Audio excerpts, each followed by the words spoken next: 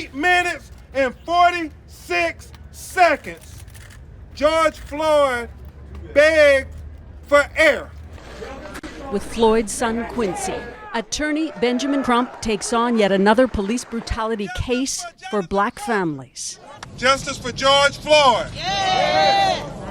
Justice for Ahmaud Arbery. Yeah. He's won high-profile civil cases for Michael Brown's family in Ferguson, Breonna Taylor's in Louisville, and others.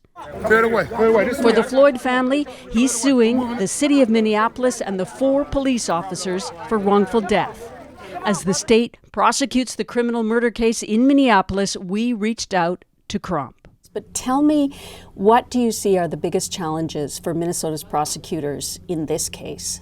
Well, historically in America, the police have not been held accountable for killing African Americans. So the George Floyd case will be a referendum on how far America has come in this quest for equal justice under the law.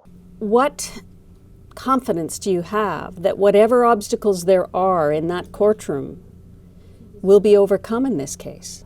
I am cautiously optimistic that this police officer, based on this ocular proof, this irrefutable evidence that he kept his knee on George Floyd's neck while he begged for his life 28 times. He said, "I can't breathe."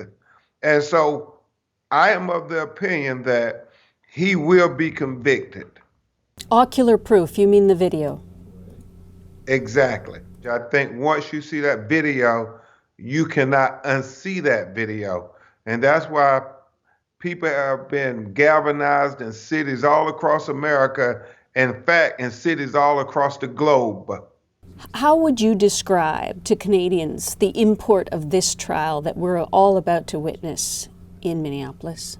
I would say this case is probably one of the most important civil rights cases in the last 100 years. It is the Emmett Till of our day. Attorney Crump, your clients are the Floyd family. How are they feeling today, this week, on the eve of this trial? Very, very anxious. And so I think like most people in America, they're anxious for justice. And so they are trying to remain positive that justice will be done. What does justice look like for them? What is it? A conviction, and not just a conviction, but a conviction to the fullest extent of the law. And if there isn't a conviction? If the police officers are not convicted for killing George Floyd, then it would be one of the worst miscarriages of justice in the history of America. Attorney Crump, thank you so much for your time. Thank you, and please keep the family in your prayers. So Susan, how much pressure is Ben Crump under, would you say? Well, you know, he told us he feels like he's constantly running out of time. Since Floyd's death 10 months ago, he says there have been 130 other Black Americans who've died in altercations with police, and more of them injured, like Jacob Blake in Kenosha, Wisconsin. Crump is also involved with that case.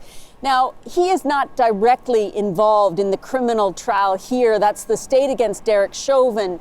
But he'll be here. You'll be hearing a lot from him. His team is very adept at accessing the media and pressing his points as the Floyd's family lawyer and really their unofficial spokesperson. We expect to hear from him. And of course, what happens here in the criminal trial will impact the Floyd family's civil suit against the city and these police officers.